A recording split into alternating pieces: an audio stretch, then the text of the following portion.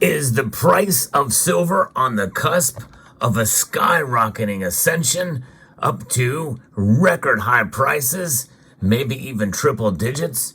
Well, according to a report that is being billed as the most important news in the history of the silver market, it very well could happen.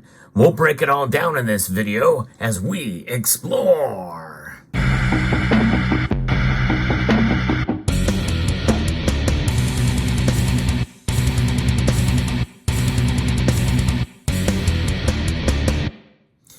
There has been promises of triple-digit silver of new record highs for quite a number of years. I've been watching the silver market and have been watching other commentators and pundits say this for years. Well, I am definitely skeptical for sure. But a member of this community skate army has certainly piqued my interest in a piece that he shared, not necessarily about the content, but the fact that silver was being talked about on the Alex Jones show. But when you watch the video about this big, huge news update about silver, well, you come to realize that the motive behind this clip and this interview comes to full fruition not far into the interview. And keep in mind, marketing tactics is something that is utilized everywhere, including on this channel.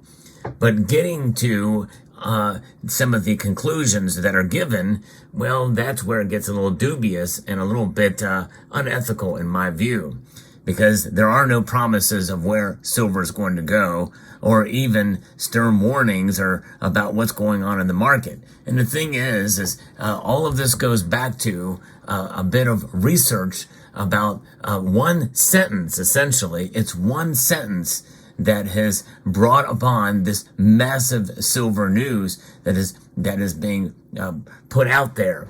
So there are several different interviews, and I've watched them all with this gentleman here who was on the Alex Jones show. And again, the overall message that Skate Army sent to me with this is that, hey, this is great because silver is being talked about.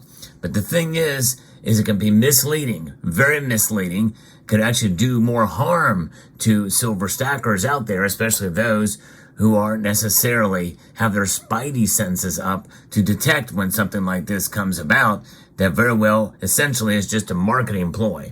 And that's really all it is. The headline is that silver are going to go through the roof. Banks removed 50% of all shorts on silver. Something big is coming. And that headline makes it seem like, well, hey, if this indeed did happen, that means they believe that everybody is going long. And so the research that I did about this brought me back to an article over at Sprott. And Sprott Money is a pretty well-respected bullion dealer, and but that's just it. They're a bullion dealer as well too, Sprott Money. Very well in the precious metal space, a very well-known name.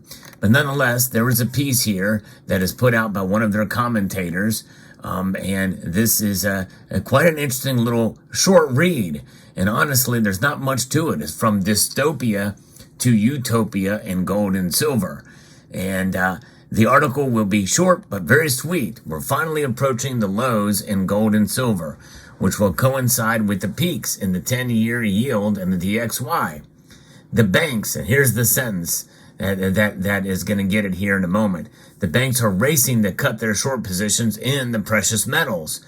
The headline is they cut their net short positions in silver by 50% in the prior week from the publishing of this piece. Now, this is a couple of days old, I guess you would say, but nonetheless, silver has been knocked down on Friday, hit pretty hard.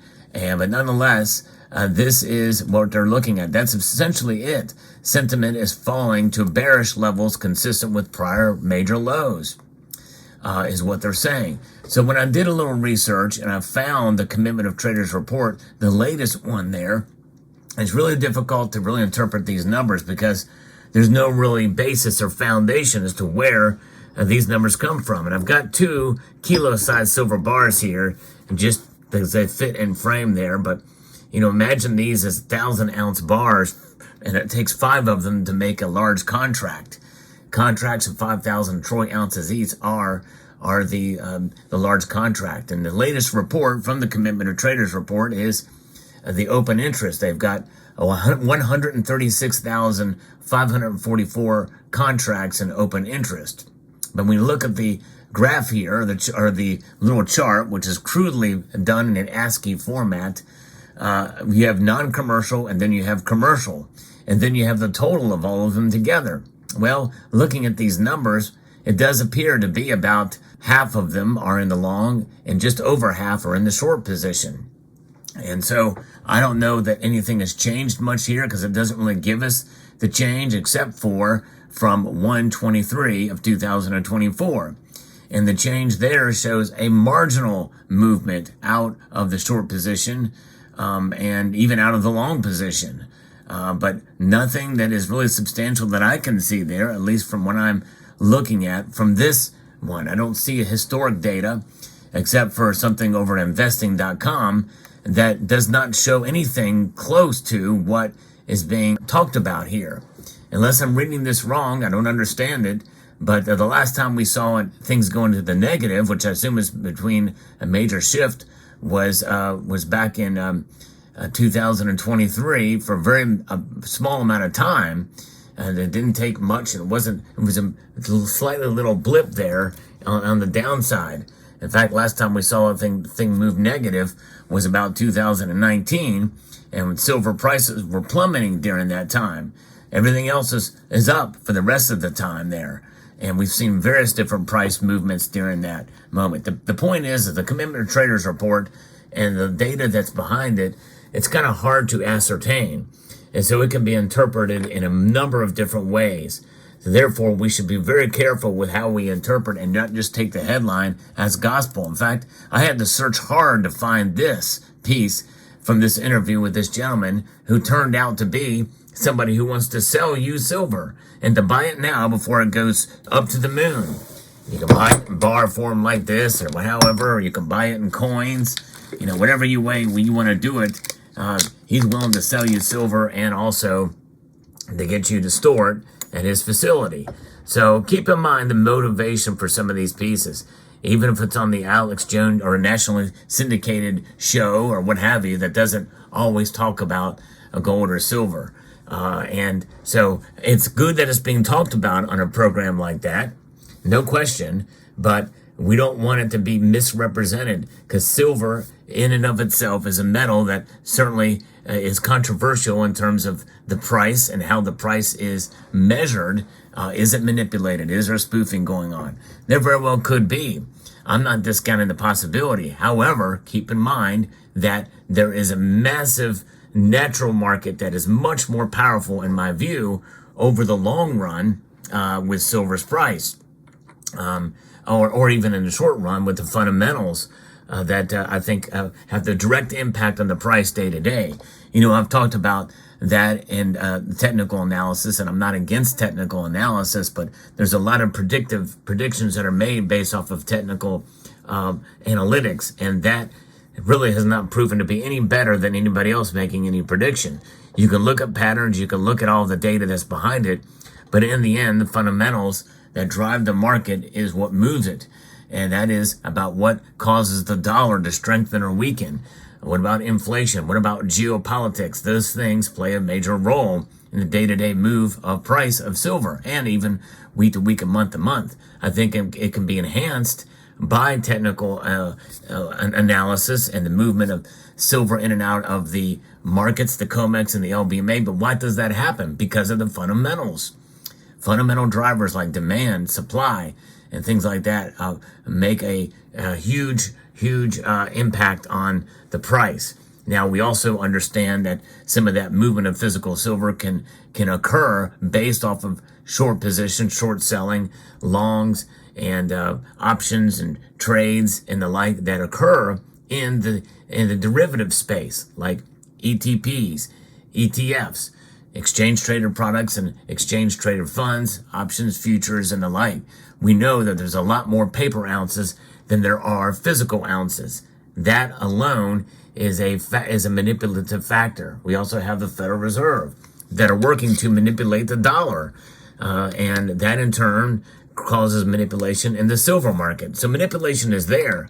I'm not necessarily sure, and I've been convinced totally of price suppression. However, the existence of derivatives is a suppressive force. And obviously what the Federal Reserve is doing is a suppressive force as well. But manipulation can occur in the commercial markets with the big banks, and there's motivating factors that come into play there. But even the champions of price suppression, like Ted Butler, even he says he's not sure exactly about all the tricks that they use in order to suppress it. You have high frequency trading. You've got spoofing that occurs. Those have been proven factors that come into play. Of course, obviously illegal. J.P. Morgan got caught doing it. But with spoofing and high frequency trading, there's no question. No one can deny that those things that occur in both directions. It's just a fact of life. And when you have algorithms that are in place, some of them we set ourselves. If you're a buyer, you say to yourself, you know what? If silver falls below this price, buy. Or if silver falls below this price, sell, because you don't want to get hurt on the way down. And the opposite. If silver goes to this price, a higher price, well, don't buy, or buy because you want to catch the ride on the way up, the perceived way up. There's a lot of that goes on. And there's stop gaps and there's other things that are put in there. And I'm not even familiar with all of that, but I've never pretended to be a professional there. But the thing is this is being marketed as the biggest news in the history of silver. Folks, be very wary. Look at the motivating factors behind folks that bring some of this quote news that's out there. Don't just accept things as gospel truth. That any moment that silver's price is going to skyrocket because 50% of banks have sold off their short positions. Could they have done it? Well, I did some digging. I didn't see any evidence of it, but I'm looking at a snapshot of the latest of the report. But I think it does go back through those days when I'm looking at this Commitment of Traders report from the area that they're talking about here, which would have been from 123.24 to 130.24. And this is the data that I'm looking at in this ASCII format. So I am very skeptical here. I think we should all be skeptical of this, of the motivating factors behind it. I want you all to understand this. When I do things here on this channel, talk about silver, I want to be as realistic about it as possible, no matter what.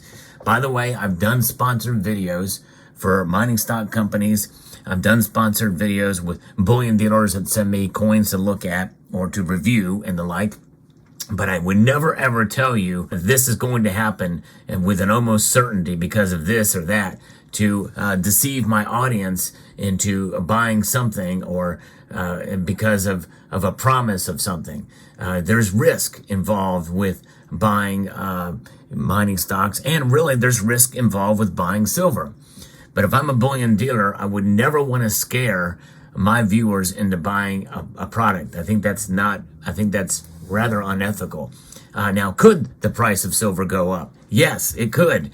But it could also go down even more than where it has now. I kind of doubt it will. I have my own feelings about that. I do think we're at near the lows. But I always say that I could be wrong. And I have been wrong in the past, and I will be wrong in the future.